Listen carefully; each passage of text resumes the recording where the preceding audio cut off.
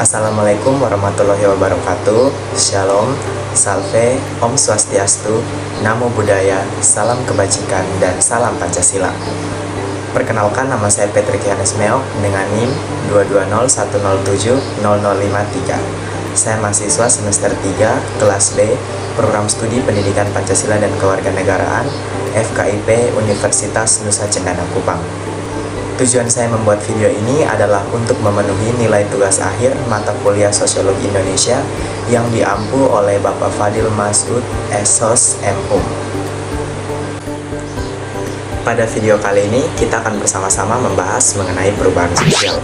Kira-kira seperti apa perubahan sosial itu? Mari kita simak video berikut ini. Saudara-saudaraku sekalian, kapan kira-kira terakhir kita membaca koran? Tentunya sudah lama sekali, bukan? Dulu kita mencari berita dan mengetahui informasi-informasi terbaru di hari sebelumnya melalui koran. Dan di saat pagi hari tentunya tukang koran sudah mengelilingi kompleks-kompleks untuk membagikan koran-koran yang berisi berita-berita tersebut. Di mana berita-berita yang ada di dalam koran itu berisi tentang perkembangan politik, kemudian skor-skor sepak bola maupun komik-komik harian. Semuanya dapat kita temui di koran. Namun, internet merubah segalanya. Di mana yang dulunya saat kita ingin mengetahui berita hari ini, kita harus menunggunya besok pagi saat tukang koran mengantar koran ke rumah kita.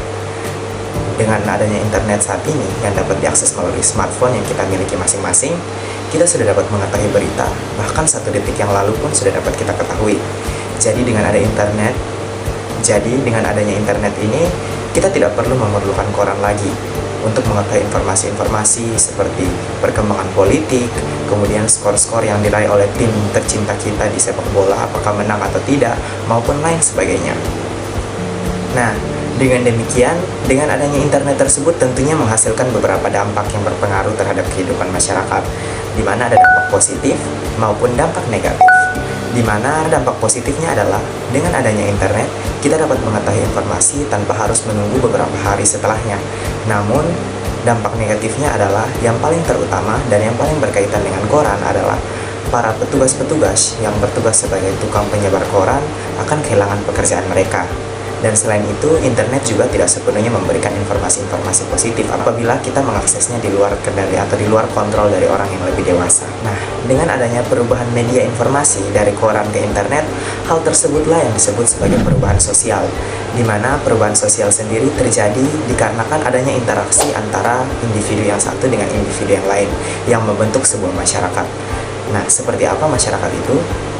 Masyarakat merupakan sekelompok individu-individu yang memiliki kepentingan-kepentingan dan juga tujuan-tujuan yang sama, serta hidup dalam suatu lingkup wilayah yang memiliki norma dan juga tata kehidupan yang mengatur mereka. Jadi, dalam masyarakat ini terdiri dari kumpulan setiap individu yang tentunya saling berinteraksi, di mana seperti yang kita ketahui bersama bahwa manusia atau individu memiliki sifat hakikat dasar yaitu sebagai makhluk sosial yang saling membutuhkan yang satu dengan yang lain. Nah, dari interaksi-interaksi tersebutlah yang akan membentuk yang namanya masyarakat. Nah, sebelum lanjut, saya ingin bertanya kepada kita semua. Kira-kira bagaimana pikiran atau bagaimana gambaran dari kita semua tentang masyarakat pada zaman dulu? Apakah hanya sebatas berkumpul di sebuah desa, kemudian jadilah masyarakat itu? Tentunya tidak. Jadi masyarakat zaman dulu ini pertama kali terbentuk sekitar 12.000 tahun yang lalu, di mana ada sekelompok individu yang berjumlah sekitar kurang lebih 10 orang yang menemukan sebuah kota bernama kota Jericho, di mana di kota Jericho tersebut memiliki mata air yang terus mengalir sehingga dapat memenuhi kebutuhan individu, di mana individu yang awalnya masih hidup secara berpindah-pindah atau nomaden kemudian memutuskan untuk menetap di kota Jericho tersebut yang awalnya kurang lebih kisaran 10 hingga belasan orang, kemudian lama-kelamaan bertambah lagi orang-orang yang menetap di kota Jericho tersebut dan membentuk suatu masyarakat yang besar. Lagi-lagi tentunya dalam proses pembentukan suatu masyarakat yang besar itu tentunya adalah adanya interaksi yang hadir di dalam sekumpulan individu-individu tersebut sebelum terbentuk suatu kelompok besar yang disebut sebagai masyarakat. Nah, berbicara tentang interaksi sosial yang terjadi dalam masyarakat, tentunya ada perbedaan antara interaksi kita apabila berada di satu kelompok yang satu dengan satu kelompok yang lain. Contohnya, Apabila kita berinteraksi dengan sahabat-sahabat dekat kita yang berkisaran 4-5 orang, mungkin kita bisa lebih bebas mengeksplorasi atau mengekspresikan apa yang ada di dalam diri kita, yang istilahnya dikenal dengan kita bisa lebih ceplos-ceplos. Namun berbeda dengan interaksi sosial yang ada di dalam kelas, yang dimana kisaran orangnya sekitar 30 hingga 40-an, dimana saat melakukan interaksi dalam kelas tentunya kita juga akan tetap bercerita, namun tentunya akan lebih tertutup dikarenakan ada banyak sekali orang-orang yang tidak terlalu dekat dengan kita, seperti itu. Nah, dari interaksi yang berbeda-beda tersebut, baik di kelompok yang satu maupun kelompok yang lain, dapat menimbulkan beberapa perubahan, seperti perubahan nilai, perubahan sikap, dan juga perubahan perilaku. Dari ketiga perubahan inilah yang kita kenal dengan perubahan sosial. Menurut Selo Sumarjan, perubahan sosial adalah segala perubahan-perubahan lembaga-lembaga kemasyarakatan di dalam suatu masyarakat yang mempengaruhi sistem sosialnya, termasuk di dalamnya nilai-nilai, sikap-sikap, dan pola perilaku antara kelompok-kelompok masyarakat. Maka dari itu, sesuai dengan konsep atau contoh yang tadi sudah saya sampaikan, di mana perubahan sikap dan perubahan perilaku serta perubahan nilai yang timbul dari interaksi kita di antara circle atau lingkup sahabat kita maupun di dalam kelas, itulah yang menjadi contoh nyata dari pendapat tentang perubahan sosial yang dikemukakan oleh Soleh Sumarjan, yang merupakan salah satu sosiolog asal Indonesia. William Cockburn dan juga Gerhard Lansky yang merupakan sosiolog asal Amerika Serikat mengemukakan bahwa perubahan sosial ini muncul karena adanya perubahan teknologi dalam masyarakat. Maka dari itu, tentunya perkembangan teknologi ini memiliki pengaruh yang sangat besar terhadap perubahan sosial. Nah, dari pendapat-pendapat para ahli yang telah saya sampaikan, dapat disimpulkan ada beberapa faktor yang dapat mempengaruhi perubahan sosial. Faktor yang pertama adalah perubahan teknologi, faktor yang kedua adalah peperangan, faktor yang ketiga adalah bencana alam, dan faktor yang keempat adalah pengaruh kebudayaan luar atau pengaruh kebudayaan asing. Mari kita bahas satu persatu. Faktor yang pertama adalah faktor perubahan teknologi. Pertama-tama kita harus mengetahui seperti apa perubahan teknologi yang terjadi dalam masyarakat kita terlebih dahulu. Jadi, tentunya masyarakat pada zaman dulu dikenal dengan istilah masyarakat nomaden, di mana masyarakat pada zaman dulu itu cenderung hidup berpindah-pindah sesuai dengan migrasi dari hewan-hewan yang merupakan sumber daya mereka untuk memenuhi kebutuhan mereka. Jadi, pada zaman dulu, teknologi yang dimiliki oleh masyarakat itu cenderung memiliki alat-alat yang berfungsi untuk berburu, seperti tombak, kapak, dan juga beberapa peralatan yang terbuat dari kayu maupun tulang. Seiring dengan perkembangan zaman, teknologi pun mulai berkembang lagi di dalam masyarakat, di mana masyarakat mulai lebih mengenal terkait dengan tata cara menanam dan juga memanen padi, serta memanfaatkan hewan-hewan sebagai ternak. Nah, masyarakat pada zaman itu dikenal dengan istilah masyarakat pastoral dan juga hortikultural, di mana mereka mulai hidup menetap dan juga menggunakan atau memanfaatkan teknologi yang telah mereka dapatkan, yaitu cara menanam dan juga memanen padi, serta memelihara hewan sebagai ternak untuk memperoleh keuntungan. Maka dari itu, masyarakat pastoral dan hortikultural ini sudah tidak hidup berpindah-pindah lagi, tapi mereka mulai hidup menetap dalam suatu wilayah. Seiring dengan perkembangan zaman lagi, teknologi pun kemudian makin berkembang. Masyarakat pun mulai memadukan tenaga masyarakat yang merupakan manusia dengan hewan-hewan yang menjadi ternak dari mereka, di mana pada zaman atau pada masa ini mereka dikenal dengan masyarakat agraria, dimulai memanfaatkan kerbau untuk memajak sawah dan juga mulai memanfaatkan kuda untuk menarik gerobak. Nah, dengan inovasi ini, masyarakat pun memperoleh hasil panen yang lebih dari cukup untuk memenuhi kebutuhan mereka. Maka dari itu, hasil panen yang lebih tersebut pun mulai mereka jual ke orang-orang sekitar. Dan pada saat itu pula dikenallah uang sebagai media tukar untuk jual beli. Kemudian, pada tahun 1750, ditemukanlah sebuah mesin yang dinamakan mesin uap, yaitu tepatnya pada masa yang disebut sebagai masa revolusi industri, yang dimana masyarakatnya dikenal dengan masyarakat industri.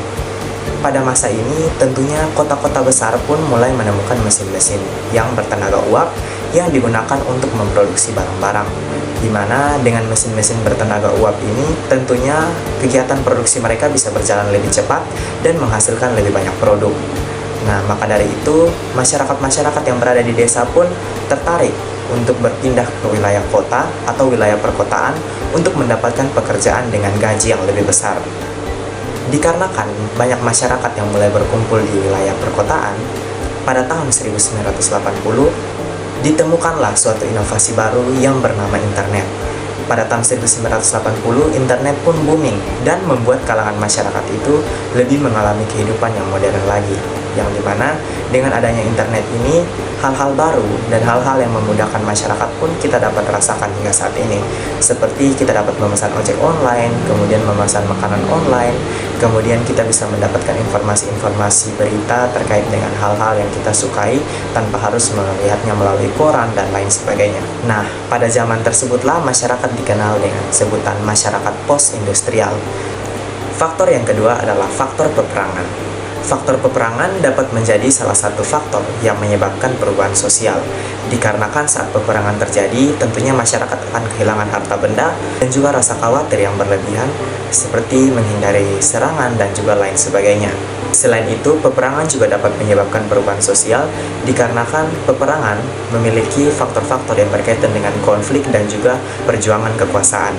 Faktor-faktor yang timbul dari peperangan yang dapat menyebabkan perubahan sosial adalah pergeseran kekuasaan. Perang dapat mengakibatkan pergeseran kekuasaan antara kelompok atau pihak-pihak yang menimbulkan perubahan dalam struktur sosial, seperti hierarki kekuasaan, status sosial, dan peran dalam masyarakat.